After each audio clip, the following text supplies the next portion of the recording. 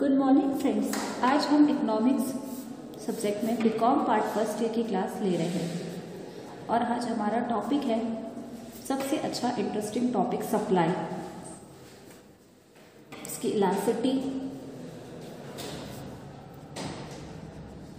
और लॉ। चलिए स्टार्ट करते हैं। देखिए, सबसे पहले हम पढ़ते हैं कि सप्लाई होती क्या है। ठीक है, सप्लाई मतलब पूर्ति, हिंदी में से बोलते हैं पूर्ति। किसी वस्तु की पूर्ति का अभिप्राय उस वस्तु की मात्रा से है जिसे विक्रेता एक निर्धारित समय में निश्चित कीमत पर बेचने को उद्यत हो। अर्थात किसी वस्तु की पूर्ति का अभिप्राय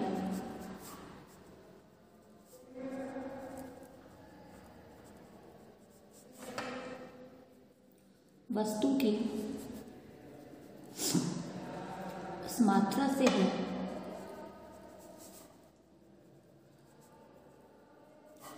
जिसे विक्रेता एक निर्धारित समय में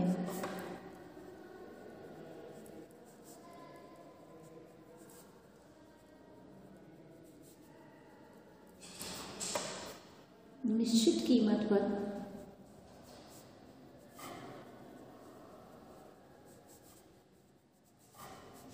बेचने को उद्यत है। अर्थात देखिए, सप्लाई का मतलब क्या होगा? किसी वस्तु की पूर्ति का अभिप्राय वस्तु की उस मात्रा से विक्रेता एक निर्धारित मतलब पर्टिकुलर टाइम और निश्चित कीमत पर बेचने को। तो इसमें मेन फैक्टर क्या है? एक तो पर्टिकुलर टाइम और पर्टिकुलर प्राइस पर बेचने को तैयार, तो क्या कहलाता है? सप्लाई कहलाता है। अगला है पूर्ति अनुसूची, जिसे हम इंग्लिश में कहते हैं सप्लाई शेड्यूल। क्या होता है?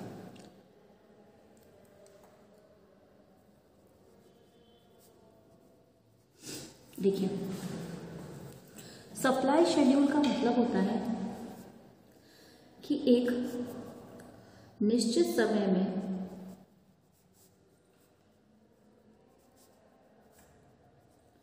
किसी बाजार में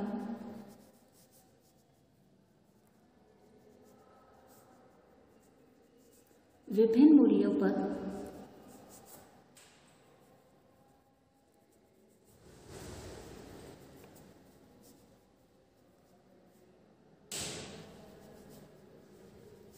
बेची जाने वाली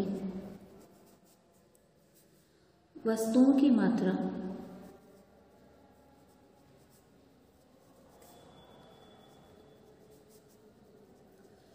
एक तालिका के रूप में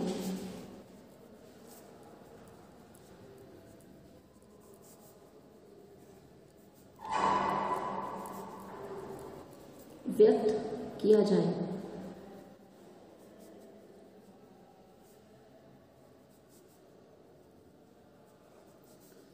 तो उसे हम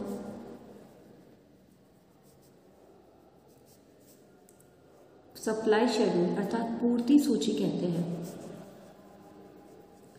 क्या होता है? विभिन्न मूल्यों पर बेची जाने वाली वस्तुओं की मात्रा को एक तालिका के रूप में अगर दिखाया जाए, अर्थात प्राइस और क्वांटिटी को अगर हम एक तालिका के रूप में दिखाएं, तो वो क्या कहलाता है? सप्लाई शेड्यूल कहलाता है, अर्थात पूर्ति तालिका कहलाता है। आई बस में अर्थात प्राइस प्लस क्वांटिटी को एक शेड्यूल के रूप में अर्थात तालिका में दिखाना क्या कहलाता है? पूर्ति अनुसूची। आई बस में आगे देखिए,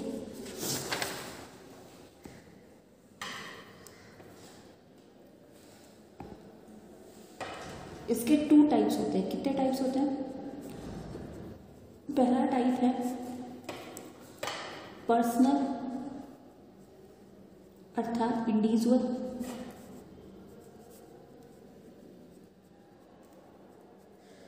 जिसे व्यक्तिगत शेड्यूल कहते हैं, जिसमें किसी एक व्यक्ति की अर्थात पर्टिकुलर अगर पर्सन की तालिका को दिखाएं तो वो क्या कहलाएगा? जैसे एग्जाम्पल देते हैं, प्राइस है हमारे 1 2 3 4 और क्वांटिटी है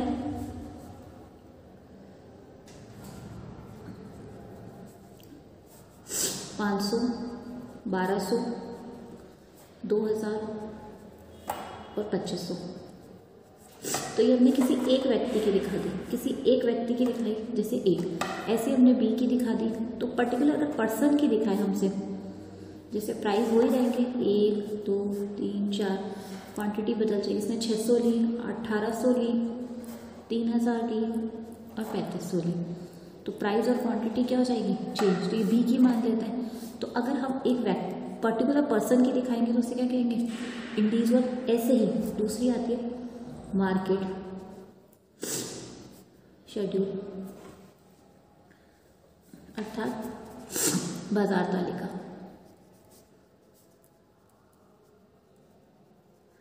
देखिए बाजार तालिका में क्या करते हैं, कुछ नहीं, प्राइस तो वही रहेगी 1 2 3 4। क्या करते हैं, कंबाइंड कर देते हैं पर्टिकुलर पर्सन्स की को, अर्थात जब ए बी सी इनको सबको जोड़ देते हैं तो ये क्या बन जाता है, कंबाइंड। जैसे क्वांटिटी ले लेते हैं हम, ए की कितनी थी 500 प्लस 600 कितनी हो गई 1100 रुपये। सेकंड में है 1200 प्लस 1800 3000। थर्ड की है 2000 प्लस 3 5000। तो हम क्वांटिटी क्या शो कर रहे हैं 1100 3000 5000, ऐसे इसकी 2500 प्लस 3500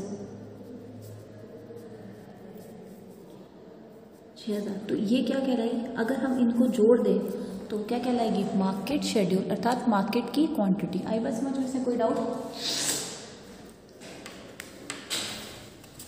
ठीक है, नेक्स्ट टॉपिक पढ़ते हैं हम, सप्लाई कर्व, अर्थात पूर्ति वक्र। पूर्ति वक्र क्या होता है, सप्लाई कर्व क्या होता है, एक पूर्ति तालिका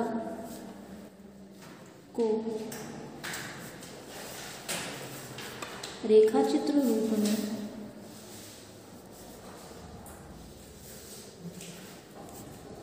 प्रदर्शित किया जाए तो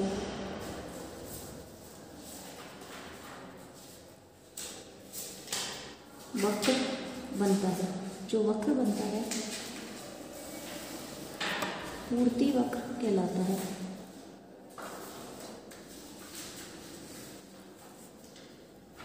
अर्थात क्या कहलाता है, एक पूर्ति तालिका को रेखाचित्र रूप में प्रदर्शित किया जाए, अर्थात डायग्रामिकल फॉर्म में प्रस्तुत करें तो क्या कहलाता है, पूर्ति वक्र अर्थात सप्लाई कर्व। जैसे डायग्राम बनाते हैं, जैसे मैं आपको बता देती हूँ, सप्लाई का कर्व कहता है प्राइस बढ़ती है तो क्वांटिटी भी बढ़ती है, प्राइस गिरती है तो क्वांटिटी भी गिरती है। तो इसका कर्व कैसा बनता है सप्लाई का, यूं। तो ये क्या कहलाएगा, पूर्ति वक्र। एक रेखा चित्र के रूप में जब हम प्राइस और क्वांटिटी को, जब प्राइस और जब क्वांटिटी को शो करते हैं तो वो क्या कहलाता है, पूर्ति वक्र कहलाता है। कोई डाउट? नेक्स्ट टॉपिक है हमारा लॉ ऑफ सप्लाई।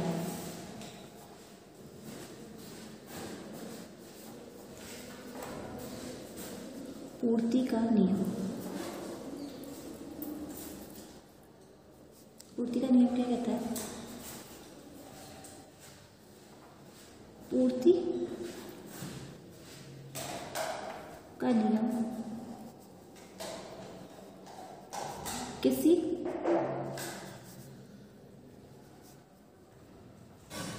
निश्चित समय में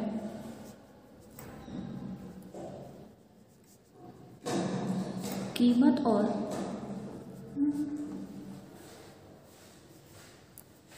वस्तु की बेची जाने वाली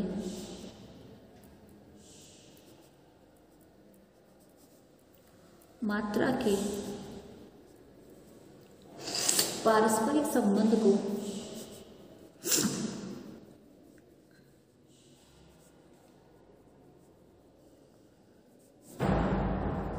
बताता है, अर्थात निश्चित कीमत, समय में कीमत और वस्तु की बेची जाने वाली मात्रा के संबंध को बताता है। अर्थात प्राइस बढ़ने या घटने पर, प्राइस बढ़ने पर क्वांटिटी भी बढ़ेगी और प्राइस घटने पर क्वांटिटी भी घटेगी।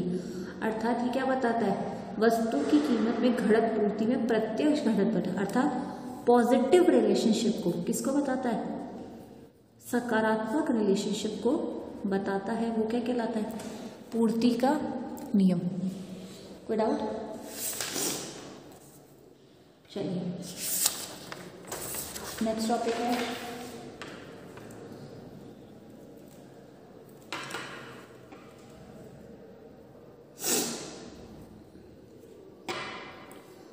पूर्ति नियम के अपवाद।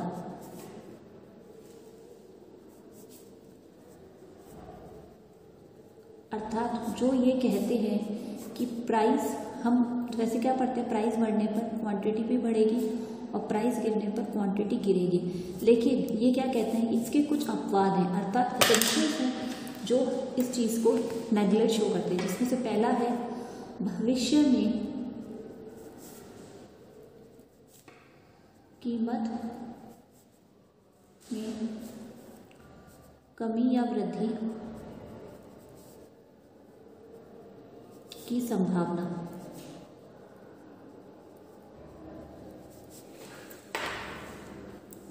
क्या कह रहा है कि अगर विक्रेताओं को वस्तु या सेवा की कीमत में भविष्य में और अधिक वृद्धि की संभावना हो तो कीमतों में बढ़ने पर पूर्ति न बढ़ना संभव नहीं है। इसी प्रकार अगर विक्रेताओं में भविष्य में वस्तु की कीमत गिरने का भय व्याप्त हो तो कीमत में कमी न होने पर वर्तमान कीमत पर अधिक पूर्ति करने को तत्पर हो सकते हैं। अर्थात भविष्य में कीमत की वृद्धि के कारण ये क्या हो जाता है, लॉ ऑफ सप्लाई का नियम खत्म हो जाता है। आई बस में सेकेंड है, कलात्मक वस्तुओं के संबंध में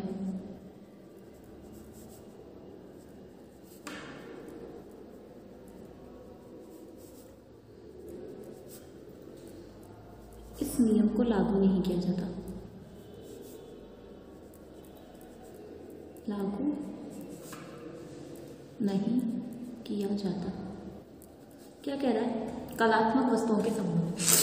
कलात्मक वस्तुएं कौन सी होती हैं आपको पता नहीं सकती, जो कलात्मक रूप से अर्थात एक चित्रकार की वस्तुएं होती है तो उसकी कीमतों में वृद्धि या कमी से कभी प्रभावित ऐसी वस्तुओं की पूर्ति प्राय क्या रहती है, फिक्स। सप्लाई क्या रहती है, फिक्स। हर कोई इन वस्तुओं को नहीं खरीदता, वो ही खरीदता है जो आर्ट की तरफ क्या हो, अपना रुझान रखता हो, अपना रखता हो, तो ये लॉ वहाँ पे एप्लीकेबल नहीं होता। थर्ड है, नीलाम की वस्तुओं की पूर्ति एक निश्चित अवधि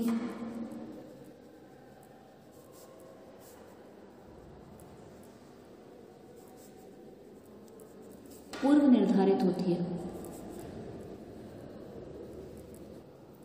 क्या कह रहा है, वह एक दी हुई मात्रा होती है कि कीमतों में वृद्धि होने पर भी पूर्ति को सामान्यतः बढ़ाया नहीं जा सकता।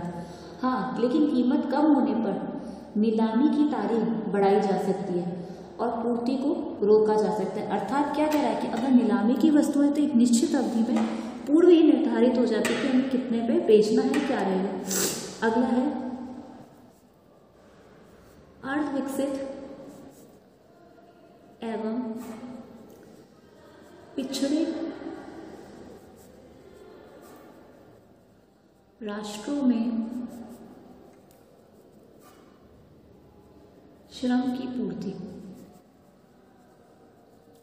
क्या कह रहा है कि इस नियम का एक अपवाद बन जाती है, मजदूरों में वृद्धि होने पर भी श्रमिकों की पूर्ति नहीं बढ़ती क्योंकि पहले की अपेक्षा अधिक मजदूरी मिलने पर उनकी आय में वृद्धि होने से उनमें आराम पसंदगी को बढ़ाती है, इससे अनुपस्थिति बढ़ती है। इसी प्रकार श्रम की अज्ञानता के कारण गतिशीलता का अभाव होने से पूर्ति नहीं बढ़ती। अर्थात अर्थविकसित एवं पिछड़े राष्ट्रों में श्रम की पूर्ति कभी फर्क नहीं पड़ता। अगला है कुछ कृषिजनक गंजन्य पदार्थों के संबंध में भी पूर्ति का नियम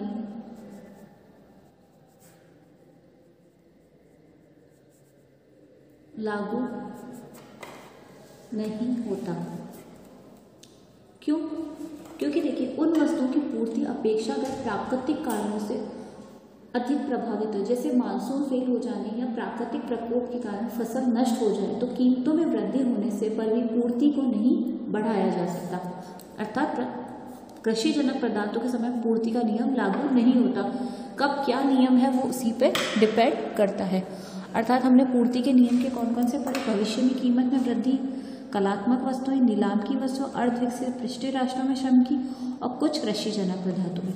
आई बात समझ में? कोई डाउट? अब नेक्स्ट टॉपिक हम लेंगे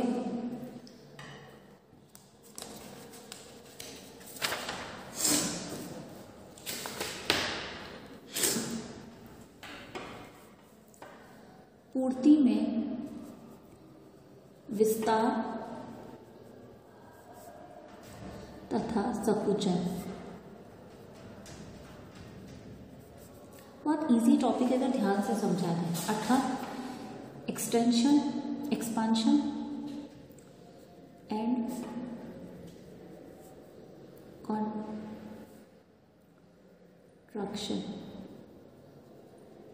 ठीक है, अब देखिए सबसे पहले पढ़ते हैं पूर्ति में विस्तार।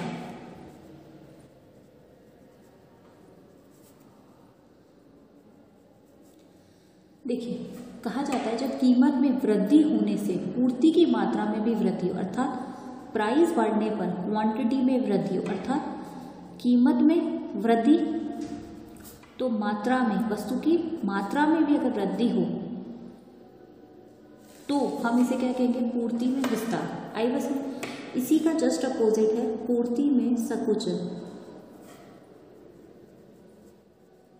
अर्थात प्राइस गिरने पर क्वांटिटी भी गिरे, अर्थात कीमत गिरने पर मात्रा भी गिरे तो इसे हम क्या कहेंगे? संकुचन। कोई डाउट?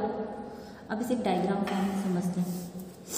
जैसे एग्जांपल देते हैं कि हमारी प्राइस है इधर तो क्वांटिटी भी क्या है? फिक्स। ये हमारा डायग्राम थोड़ा सा ठीक है। अब मैंने क्या किया? प्राइस में क्या आ गई? प्राइस में पहले हम पढ़ते विस्तार, कीमतों में वृद्धि, प्राइस क्या हो गई? P से P2 हो गई। ठीक है, और क्वांटिटी में भी क्या हो गई? वृद्धि हो गई। तो ये हमारा क्या कहलाएगा? विस्तार। और अगर प्राइस में कमी हो गई P1 और क्वांटिटी में भी क्या हो गई? कमी, तो इसे हम कहेंगे संकुचन। कोई डाउट?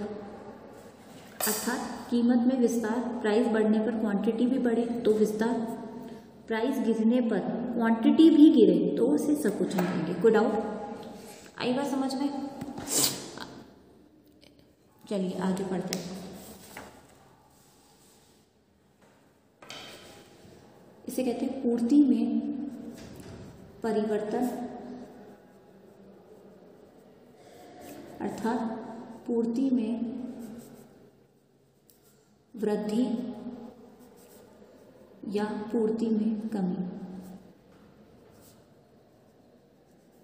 देखिए क्या कहता है। पहला टॉपिक है पूर्ति में वृद्धि।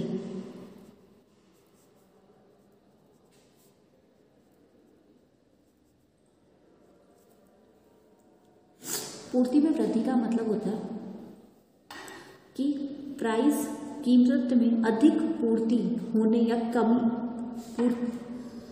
कमी होने पर वस्तु की मात्रा उतनी ही बेची जाए तो ये क्या कहलाता है? पूर्ति में वृद्धि। जैसे इसमें लिख सकते हैं हम कि कीमत पर अधिक पूर्ति होना या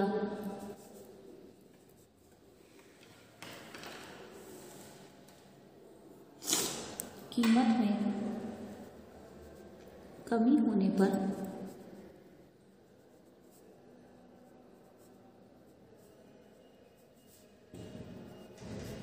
वस्तु की उतनी ही मात्रा बेचा जाना क्या कहलाता है? पूर्ति में वृद्धि। इसका जस्ट अपोजिट है पूर्ति में कमी।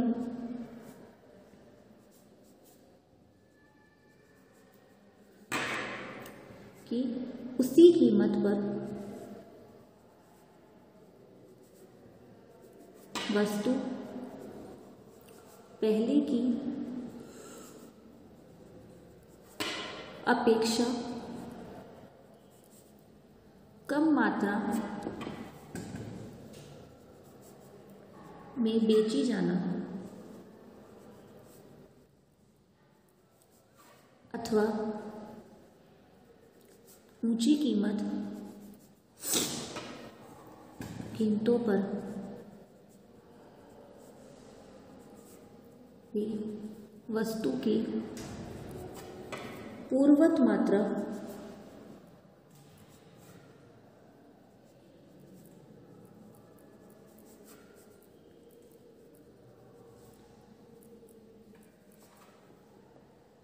पूर्ति में कमी कहलाती है। आइए इसको सब डायग्राम फॉर्म में समझ लेते हैं। चलिए, हमारा सप्लाई कर्व क्या है? इधर। अगर ये सप्लाई कर्व आगे की तरफ बढ़ जाए, मतलब S से S1 हो जाए, तो हम इसे कहेंगे पूर्ति में कमी। और अगर नीचे की तरफ आ जाए तो हम इसे कहेंगे पूर्ति में वृद्धि। अर्थात कर्व ऊपर की तरफ शिफ्ट हो तो कमी और नीचे की तरफ शिफ्ट हो तो वृद्धि। अर्थात पूर्ति में वृद्धि, कीमत पर अधिक पूर्ति होना, कीमत पर वस्तु की उतनी ही मात्रा बेचा जाना। और पूर्ति में कमी, उसी कीमत पर वस्तु पहले की अपेक्षा कम मात्रा में बेची जाना, कीमतों में पूर्वत बताने थे। आई बस में कोई डाउट? चलिए, नेक्स्ट टॉपिक है पूर्ति को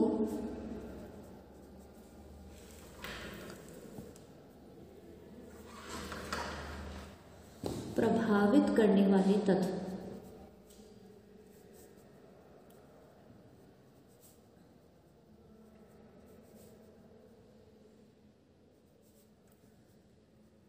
या फिर पूर्ति के निर्धारक घटक।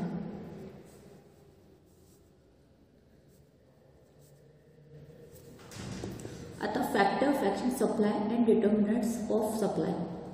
देखिए, व्यवहारिक जीवन में पूर्ति को प्रभावित करने वाले तत्व कीमत ही नहीं, अपितु बहुत सारे। आप लोग समझते हैं कि प्राइस ही फैक्टर ही नहीं। देखिए, प्रोफेसर लिप्सन ने, किसने दिए थे? प्रोफेसर लिप्से, जैसे इंग्लिश में कहते हैं लिप्से, ने किसी वस्तु के निम्नलिखित तत्वों को बताया, जिसमें से पहला है, और ये मोस्ट इंपॉर्टेंट टॉपिक है, ध्यान रखिएगा। पहला है कीमत।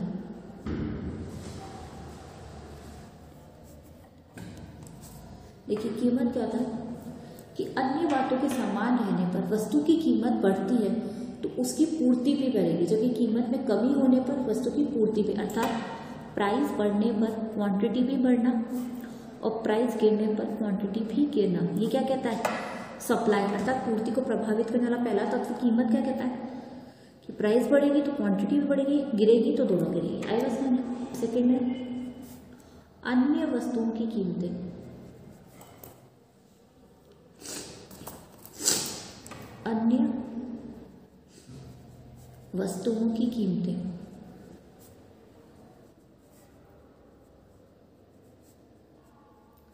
देखिए, अन्य वस्तुओं की कीमतें, अगर अन्य वस्तुओं की कीमतों में परिवर्तन होता है पर वस्तु विशेष की कीमत स्थिर रहे तो उत्पादकता भी स्थिर कीमत वाली वस्तुओं के उत्पादन के समान पर उन वस्तु की पूर्ति में आकर्षित होंगे जिनकी कीमतें बढ़ रही हैं।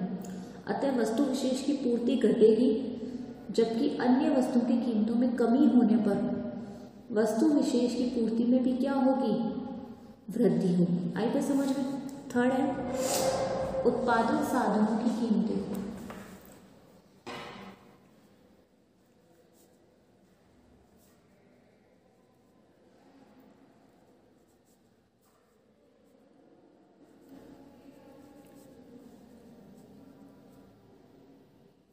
ये क्या कहते हैं, अगर उत्पादन साधनों की कीमतें घटती है तो उत्पादन लागत घटने से पूर्ति में वृद्धि होगी, जबकि इसके विपरीत पूर्ति के साधनों में कीमतों में वृद्धि होने से उत्पादन लागत में वृद्धि होगी, अर्थात वस्तु विशेष की पूर्ति में कमी को जन्म देगी। आई बात समझ में, कोई डाउट इसमें।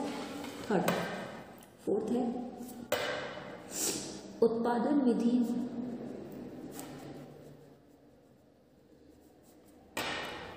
तथा तकनीकी ज्ञान में सुधार।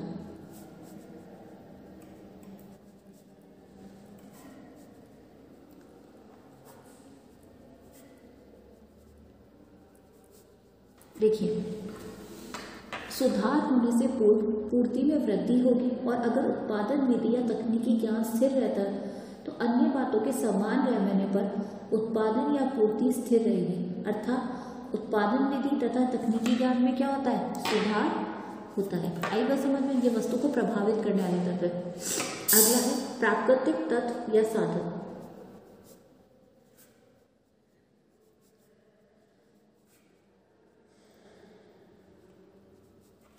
आइए इन्हें पढ़ते हैं। प्राकृतिक तत्व या साधन। देखिए, प्राकृतिक तत्व या साधन क्या कहते हैं कि अन्य बातों के समान रहने पर जिन राशियों में प्राकृतिक साधनों का बाहुल्य हो एवं प्राकृतिक तत्वों की जितनी अधिक अनुकूलता होगी उतनी ही पूर्ति बढ़ने की प्रवृत्ति होगी। इसकी विपरीत स्थिति में देखिए, आप जानते हैं कि कहीं कहीं पे कुछ वस्तुएं ऐसी होती है जो प्राकृतिक देन हो, जैसे हिल स्टेशंस पे चले जाए तो पहाड़ ये सब अच्छे मिलेंगे, तो वहाँ पे जो प्राकृतिक पहाड़ों से मिलने वाली वस्तुएं उनकी पूर्ति कैसी होगी, बढ़ेगी। इसके विपरीत सप्लाई बढ़ सकती है और उधर सप्लाई कम। जैसे एक एग्जांपल देती हूँ कि पहाड़ी इलाकों पे सीमेंट बनाने का काम सबसे ज़्यादा किया जाता है, तो वहाँ पे प्राकृतिक तत्व क्या पाए जाते हैं, बहुत है, तो सीमेंट की सप्लाई वहाँ पे क्या होगी, बढ़ेगी। जबकि दूसरी जगहों पे जहाँ नहीं है वहाँ सप्लाई क्या रहेगी, कम। सिक्स्थ है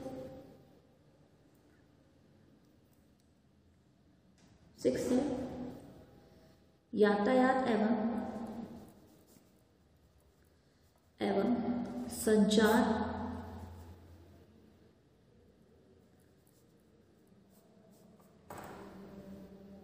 साधनों की सुविधा।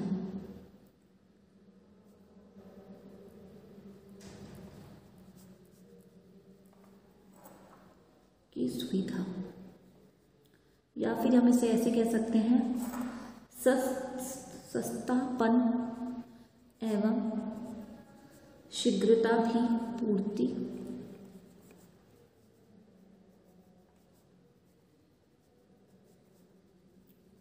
प्रभावित करती है।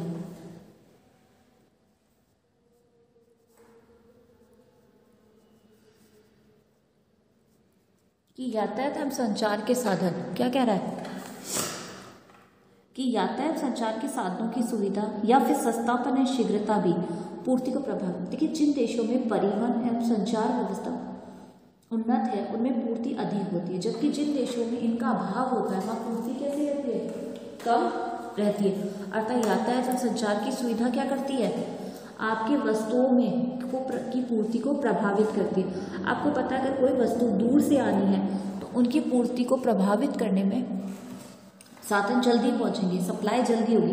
लेकिन यातायात संचार के साधन जहाँ पे पर्याप्त नहीं होंगे तो वहाँ पूर्ति अधिक नहीं हो पाएगी। अगला है उत्पादन या विक्रेताओं की रुचि या विक्रेताओं की रुचि। क्या कह रहा है,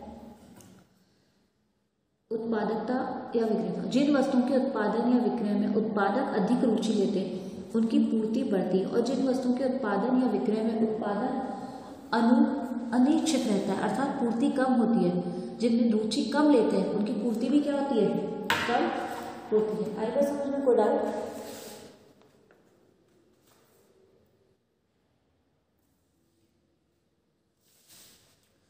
चलिए वापस से करते हैं। प्राकृतिक या विक्रेताओं की रुचि, उत्पादकों या विक्रेताओं की रुचि। इसमें क्या कह रहा है कि अगर उत्पादक और विक्रेता रुचि लेंगे तो वस्तुओं की उत्पादकता में क्या होगी? वृद्धि होगी। और इसकी अपेक्षाकृत अगर कम लेंगे तो इतनी रुचि नहीं रहेगी। आई बात समझ में? कोई डाउट? अगला लेते हैं 8th पॉइंट, शुद्ध या राजनीतिक स्थिति।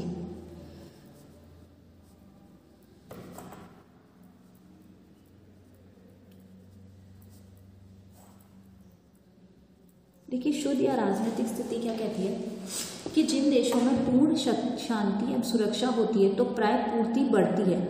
जब देश में युद्ध, राजनीतिक उथल पुथल या उग्रवाद होते हैं तो उस देश विश में पूर्ति भी घट जाती है। क्या कह रहा है कि अगर राजनीति, देखिए जिस जगहों में युद्ध की संभावना, जैसे लेह लद्दाख, इन जगहों पे बस ज़्यादातर झगड़े चलते रहते हैं तो वहाँ पे पूर्ति क्या होती है? कम हो पाती है। जबकि इसके जस्ट अपोजिट जहाँ शांति बनी रहती है वहाँ क्या होता है? सप्लाई टाइम से पहुँच पाती है। अगला है सरकारी नीति। देखिए, सरकारी नीति क्या कहती है? अगर सरकार किसी वस्तु विषय के उत्पादन को प्रोत्साहन देती है तो उसे करों के भार में मुक्त रहती है, आर्थिक अनुदान देती है और संरक्षण प्रदान करती है तो उसकी पूर्ति बढ़ती है। जबकि सरकार द्वारा किसी वस्तु की पूर्ति पर कठोर नियंत्रण, कर भार में वृद्धि आदि की नीति अपनाती है तो कमी होती है। जिससे सरकार की व्यापारिक नीति में पूर्ति को प्रभाव, जैसे निर्यात बढ़ने से वस्तु की पूर्ति देश में कम हो जाती है, जबकि आयात बढ़ने से वस्तु विशेष की पूर्ति देश में बढ़ जाती है। अर्थात सरकार द्वारा भी पूर्ति को क्या किया जा सकता है? प्रभावित। अगला है लास्ट पॉइंट 10th। क्या कह रहा है 10th पॉइंट? उत्पादकों या विक्रेताओं में गठबंधन।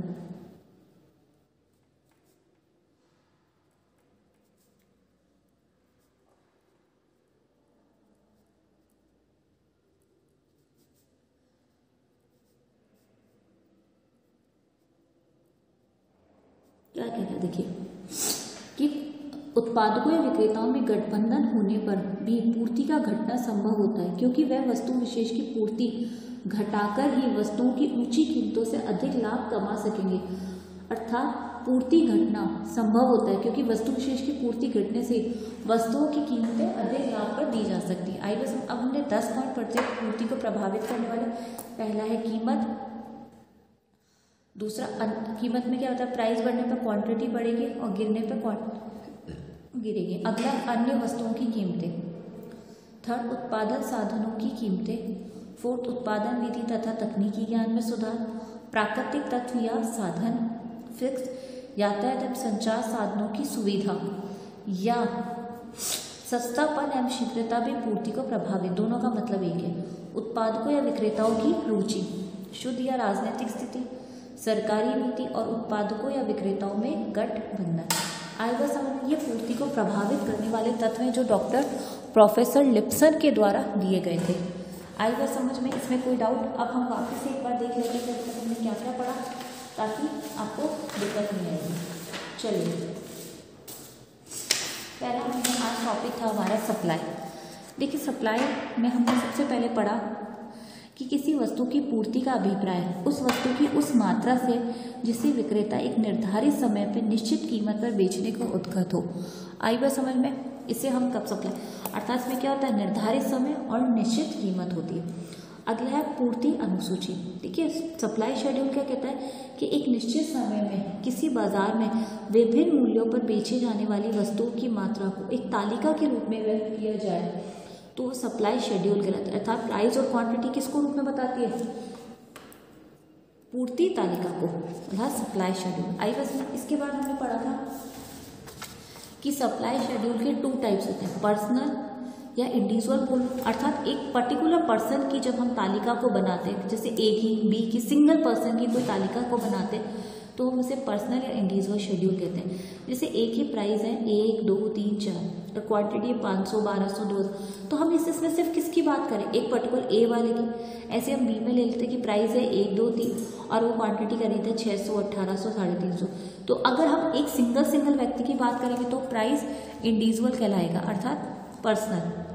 ऐसे ही सेकंड है मार्केट शेड्यूल, मतलब बाजार तालिका।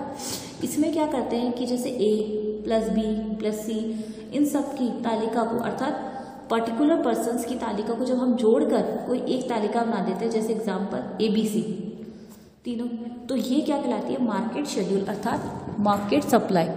कोई डाउट इसमें? जैसे 500 600 को जोड़ा 1100 1200 2 और 3 5 3500 3500 6000। कोई डाउट? अब इसके बाद हमने पढ़ा था सप्लाई कर्व। एक पूर्ति तालिका को रेखा चित्र के रूप में प्रदर्शित किया जाए तो जो वक्र बनता है वह पूर्ति वक्र कहलाता है, अर्थात प्राइस बढ़ने पर क्वांटिटी भी बढ़ेगी, गिरने पर। लॉ ऑफ सप्लाई, पूर्ति का नियम कहता है कि पूर्ति का नियम किसी निश्चित समय में कीमत और वस्तु की बेची जाने वाली मात्रा के पारस्परिक संबंध को, अर्थात प्राइस बढ़ने पर क्वांटिटी भी बढ़ेगी, प्राइस गिरने पर, तो ये किस रिलेशनशिप को कर रहा है, पॉजिटिव रिलेशनशिप को शो करता है। कोई डाउट? अगला हमने पढ़ा था पूर्ति नियम के अपवाद, अर्थात देखिए इस जो प्राइस बढ़ने पर क्वांटिटी बढ़ेगी या फिर प्राइस गिरने पर क्वांटिटी, पॉजिटिव रिलेशनशिप के कुछ अपवाद है।